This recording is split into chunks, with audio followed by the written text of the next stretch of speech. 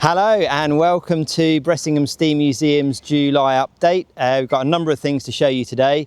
First thing I want to talk you through though is that our newest resident engine, Armistice, is finally in service on passenger trains.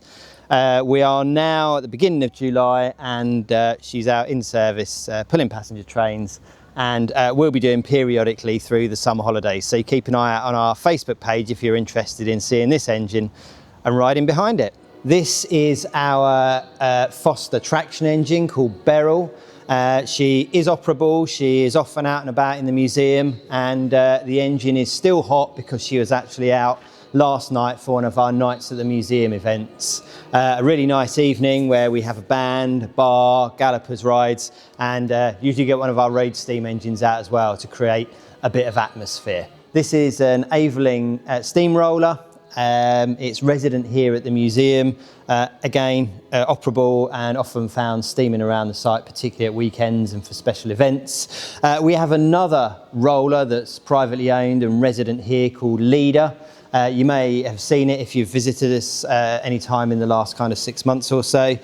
She is away at the moment visiting the Amberley Chalk Pits Museum down in West Sussex, but she will be back with us within the next week or so. We get a lot of questions from our visitors about coal, where it comes from, how much we get through, etc.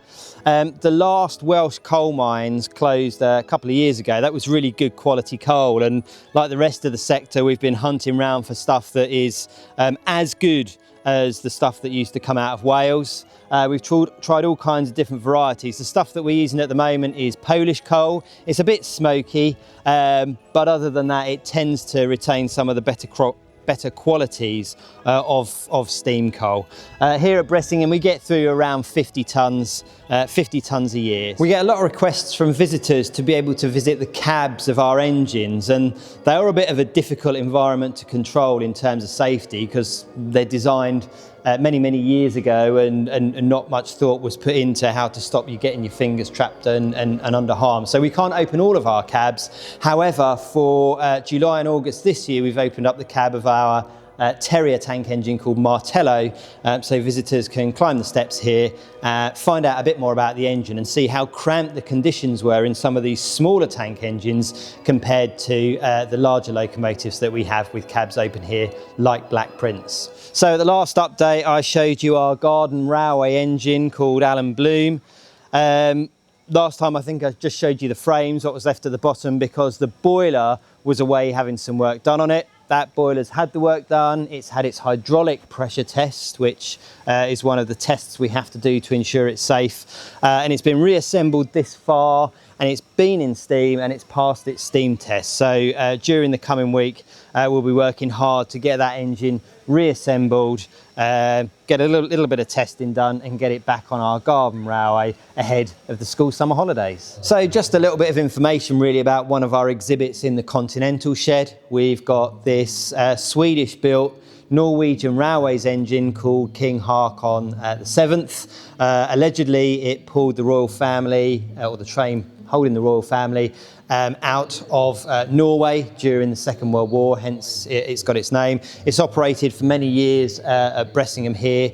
It's currently retired with some work that needs doing on the smokebox saddle. But visitors often see it and comment on the rather shabby look that it's got. The reason for that is actually makeup from a film that this locomotive was part of with Warner Brothers several years ago. It was in the film Tarzan, and was painted up down in the Elstree studios with this kind of dirty, muddy makeup. So it's not unlooked after, it's just wearing its film-making clothes. So regular visitors to Bressingham will know we have a vertical boilered engine on our Fen Railway called Fernilee.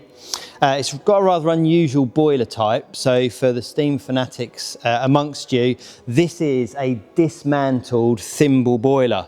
And inside there is where we would have the fire, and it would burn and pass through the flue, and this part fits over the top to create a water space. What's unusual about this boiler, instead of having conventional fire tubes that go through it, which one could expect to pass through there, that's out of a typical locomotive type boiler, we have these individualised thimbles which fit in there.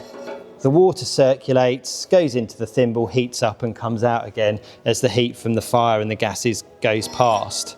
It's proved to be a bit of a challenge for us to be able to restore this boiler because we've got to replace these thimbles, and there's over 100 of them.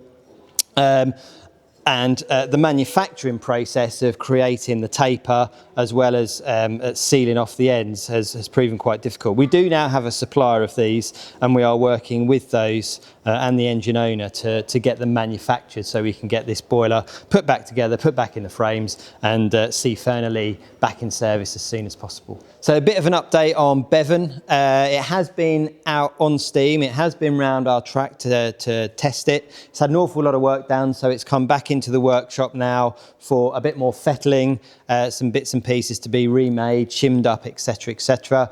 Been slowly working on the paint, but until the workshop has finished with it, it can't fully be handed over to the paint shop for finishing, but we've done a bit more there, and we've done something a bit posh with this engine. Our machinists have been making new valve rods, and look at that, he's got a special tool out and given us a nice bit of fluting in that rod. In our big exhibition hall space here at Bressingham, we are often hosting different kinds of events, model engineering days, Bressingham bricks, etc, etc. So we're always having to move exhibits around, take them out to create the space, and it gives us a chance to display things in a different way. So what we have here on display at the moment is our early 1900s Burrell portable engine. It's quite special, this one. It's unique. It's the only one left as far as we know, and it's actually got 2 cylinders on it, one full steam pressure and one low steam pressure, and it recycles the steam from the first cylinder to make much more use of the energy that's gone into that, and produces a more powerful machine using the same amount of steam. Our locomotive Gwyneth, built in 1883, is coming to the end of its 10-year ticket. And what that means is that after the end of July, we have to dismantle the engine, expose the boiler, do some surveying on the boiler, and then find out what work needs to be done to get it back up to a safe working standard. And we'll take the opportunity at the same time to do work down on the bottom end of it. Now, we do this every 10 years with all of our engines. Gwyneth is going to be coming out on the 24th of July.